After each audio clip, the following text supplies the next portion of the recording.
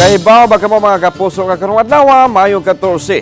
Gisaulog sa mga dog lovers ang Fun with Your Dog Day.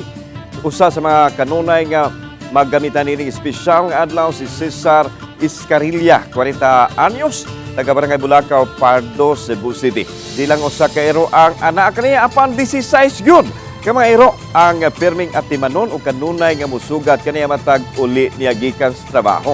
Isip usa ka dog groomer, mangunay siya sa pagkatiman siya mga ero. Duha sa mga ero nga magkalingi gyud ka ang iya mga ero nga silang imiya o daday nga panda o hitsura. Patok usab ang hitsura ni Boki nga daw susama sikat nga anime character nga napuno sa color yellow. Patod ni Cesar nga luwas ang gigamit niya mga dye color sa iya mga ero o sa iya mga kliyente.